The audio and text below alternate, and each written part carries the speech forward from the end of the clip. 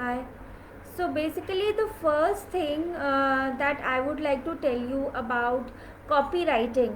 Copywriting. A lot of people, in general, they don't know very clearly what is copywriting. Copywriting is basically, writing your landing pages or your blogs or your emails which are related to marketing or your FB ads in such a way that you are able to make conversions, that you are able to sell your product, whatever you are trying to sell.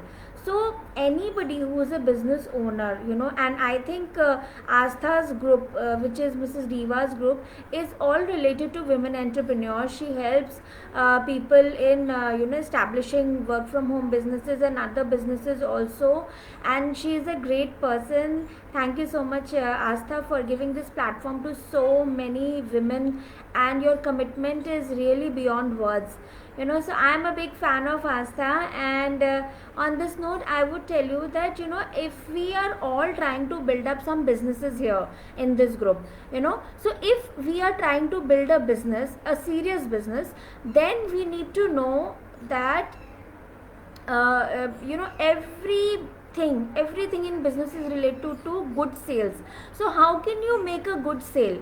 How can you in this world where everything, there's so much of noise in the online world, how can you make your presence seen? How can you be visible, and how can you make somebody give their time to you and then buy your product also?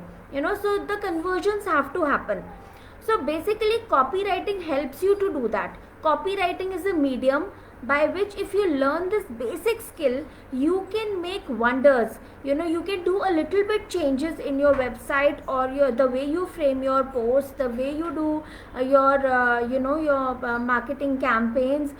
The whole thing can be changed. So before I go deeper into the basic points how I will want to explain you, I would like to tell you that why do we why our why quotient is very important. Why would somebody buy from me? That is the point. So I have to always think from the customer's point of view. Always focus on the customer first, that if I'm in their shoes, would I read this marketing campaign, or would I scroll this website and feel that yes, wow, I think this can really change my life and I must go ahead and buy it. So in copywriting, we just try to understand human psychology a little bit more in depth, and try to tap into the person's emotional part, because that is what drives action. So once we are able to tap the person's emotional aspect, we are able to tap the engagement with them, we are able to make a connection with the person watching us, we are able to make a sale, eventually. So what is copywriting? As I told you before, copywriting is basically writing in such a way, writing your website content in such a way that you are able to make maximum sale through. So for example, if you have a website, and for example 100 people are going on your website every day, and 1 out of 100 person is making a purchase, so your click ratio is what? 1%. 1% people go and buy on your page, and they make a purchase. But what if you write your content in such a way that your out of 100 people, one was buying? Now if 2 people start buying the product, then your turnover is exactly the double with the same page, like just by tweaking the content a little bit, but your turnover goes double. So copywriting is one of the most important skill to be learned if you are in any kind of business. So the first thing that I would like to tell you further here is, you have to, there are certain questions, there are certain ways in which you have to pitch. So basically, there is a headline. Whenever, if you are a YouTuber, or if you are a if you are a blogger, if you are a content creator, if you are somebody who is copywriting, then you need to know the importance of a headline. Have you ever noticed that if you are going to buy a magazine or something, just remember the old times. You wanted to buy a magazine, and what happened? Why did you make a decision of buying something out of 10 magazines? It's because somebody's headline was so clear, somebody's headline was so attractive, that you decided that, oh, I must read this, because you were able to make a connection with it. You were able to connect with something that was written on the top. So you have to make sure that your headlines, your sub headlines, they are written in a very, very engaging manner and in a beneficial manner. That, for example, if somebody reads your headline, he will ask, you have to ask, so what, why should I buy it? If you get the answer of this question, why should I buy it, that means that your post is very engaging. You have to make, and also you have to make it very clear that what is it that you do, so what you do and how engaging it is, what benefit does it offer to your customer. These points have to be extremely clear in your headlines. So there are some tools also which you can use, like, just for example, if I'll give you a example, like Delhi Pathology Services, simply the best. This is a company which provides pathology service. Okay, that is clear. But the punchline they've given is Delhi Pathology Services, simply the best. Now the company name is clear, the company is clear that okay, they are into some kind of path services, but simply the best is not customer centric. They have nothing to do with whether you are good or you are bad or you are the best. What really matters to them is how is it going to change their life. So you have to make it in such a way that it is engaging for the buyer, not for you. So for example, I give you another example. 5 secrets to become most confident in any room. Now this is a sentence. How are you feeling after listening to this? 5 secrets to become most confident in any room. And another way of writing the same thing could be increase your confidence. So if you are somebody and if you're reading these 2 lines, which one would you prefer? I think I will connect more with 5 secrets to become most confident in any room, because that will make me stand out from crowd. That will make me look different. We all crave to be seen. Yeah. So we can be seen only if we are different. And the thing is that it has to be of connection with the customer. It has to be customer centric and not the company centric. And also the next point is your headline clear and snappy? Like some people, they like very, very, very long lines, which is really very distracting, because copywriting is exactly the opposite of what we learn in school. In school, the copywriting, hello, can you all hear me? Hello, can you all hear me? Can you all hear me? Please do keep sending messages so that I am able to connect with it, and I am able to see that everybody is there and they can listen to me. Yeah. So thanks Asta, thanks for being so much of support. So yeah, then now I'm going to give you a very, very good tool by which you can do an analysis of the headline that you have written. Example, if you are a YouTuber, everybody says that the thumbnail is most important, and if you have an eye-catchy thumbnail, then the chances of clicking on your video goes 100% more than other videos. So the most important thing is, why is it like that? It's just the same example like a magazine cover. If the cover is great, if the headline is engaging, then people will connect to it more, and if it is of benefit for them, then they will click on it. So now there is a site by the name the Headline Analyzer. You can use it for your headlines. If you go on the Headline Analyzer, You simply type whatever you've written. For example, 5 secrets to become very confident in a room, or anything else like how to sharpen the memory of kids, something like this. So if your headline analyzer shows a result of more than 70%, then it means that your headline is good to go. So it has to be above 70%. If it is below that, then you can think that okay, now I still need to rack my brains more so that it is more connecting with my audience.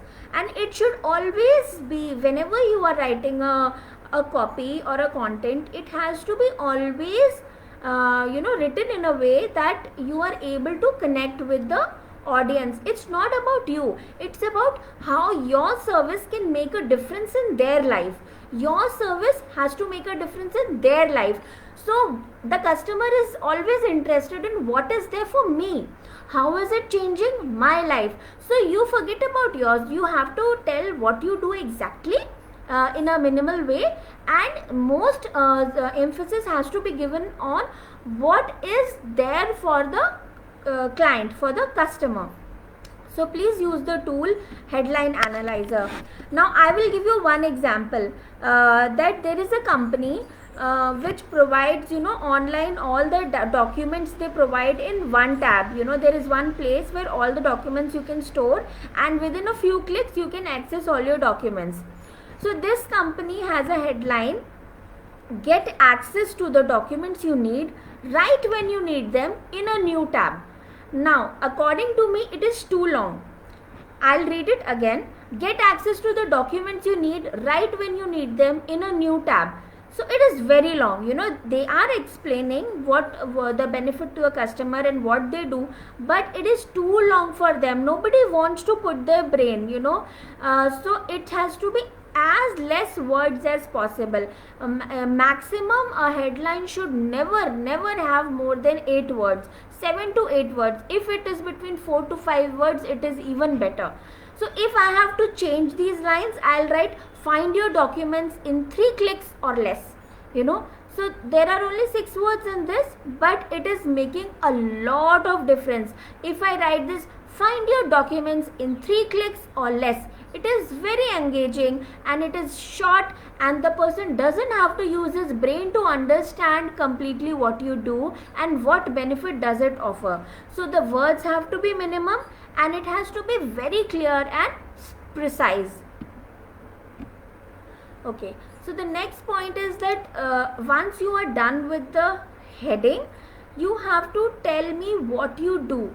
Your subheading, the subheading should also be utilized in a very good way, again customer centric, and again you have to, in a short way, you have to tell clearly what is it that you do. So basically the idea is that when your customer is reading, you have to paint a picture of your work and how it makes their life very easy. They only care about what they have in it for them. And the very most important point in copywriting is you have to keep your language very simple, casual and conversational. When you read your sales copy, you should feel that I am talking to a person in front of me. You should not feel like, like a big paragraph that I am reading in a book. Nobody wants to take burden. If you remember those times when we used to read books, and it used to be sometimes very overwhelming, looking to those big paragraphs. So if you give them big paragraphs to read, people can be just out of your conversation, without even reading. They will feel so heavy that they will not even read your content, no matter how beautifully you have written. So you have to keep your language very simple, very casual, like you are talking to a friend, like you and I are talking right now, in the same way, and very conversational, fun, light, a little bit of shock, something like that.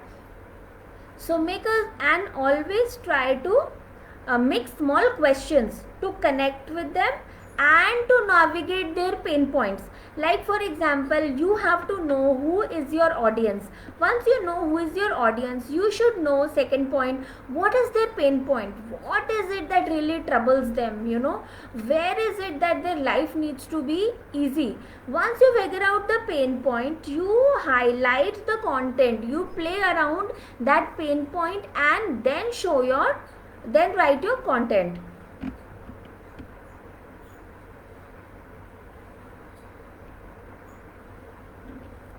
So I hope you all are able to connect. If you all are having any questions, please feel free to keep asking me, because it is very good if we are able to engage with each other. So the next tip I am going to give you is that people have very very very less retention span these days. People don't want to give more than 3 seconds to what you are saying, what is it that you have to offer. So whatever you have to offer, you have to think from the customer's point that on my page somebody will not be for more than 3 seconds. In these 3 seconds I have to grab their attention and take them to my action page, like call to action, where they have to make a purchase. Now how do I do it? In order to do it, you have to make your content like a slide. Like once they sit on it, they simply go down and they are able to reach the place where they have to make a call to action, like they have to make a purchase. So you have to make it very very effective. The first line should be written in a way that they want to read the second line, and the second line should be written in a way that they want to read the third line. So you have to really think very very deeply that how can I write in such a way, like with some question marks, or in a fun way, or a little bit of interesting shocking way, or in a storytelling form, that people want to really look forward for the next line. So you can always play around with their pain points and the main emotion that is associated behind that. See, in sales what happens is that everything that we do, it is completely related to the emotions of a person. How is it that you want the person to feel when he is buying your product? So engaging with their emotional aspect is very very important. Now I will also tell you that people don't want to read like big lines. So every time you are writing, give a small line, then leave space, then write 2-3 more lines, then leave space. So do you wish you could spend less time at work? Like for example, I am giving you an example.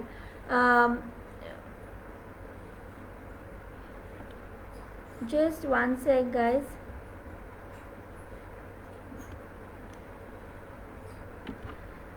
I hope somebody is there, people are there. And okay, hi Nidhi Gupta, hi Shikha. Yes, 8 words or less, 8 words or less. You have to think that the lesser the better. The more you can tap into the emotions, the better it is. And you have to make it very conversational, very fun, very engaging. And how can you make it engaging? You have to always think that if I am at their place, will I be connecting with them? Will I be doing it in such a way that people like it? So now I give you one example of a company who does pet products. So they say that how they don't come and say that okay, this is what we do, these are the products we make, this is what we want to sell it to you. Not like this. They are doing pet products, and the first line on their page, on their website is, do you feel your pets are like your family members only?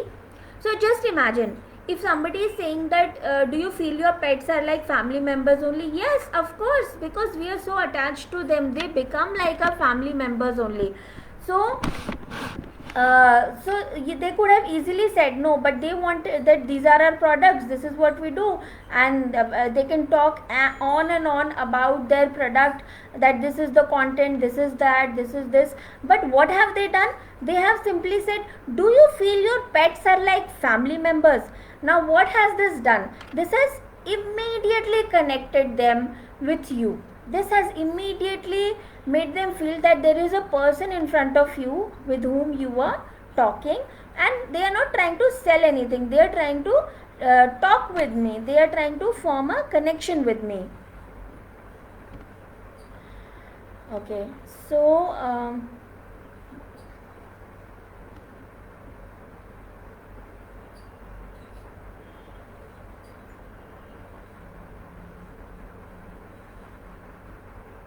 now if I'll give you some more examples, like, do you wish you could spend less time at work? Another example, what if you could live like this? Now how could I live like this? That's the question. So I want to read to the next line. Then there is one person who's writing, when was the last time you got angry? Then there is one person who's writing, oh, I saw a lizard on the floor. So when we write these things, either there is a shock element, there is a question element, or there is a feeling element attached to it, because of which somebody wants to go and read your next line. So the next very very important point, friends, you must use is,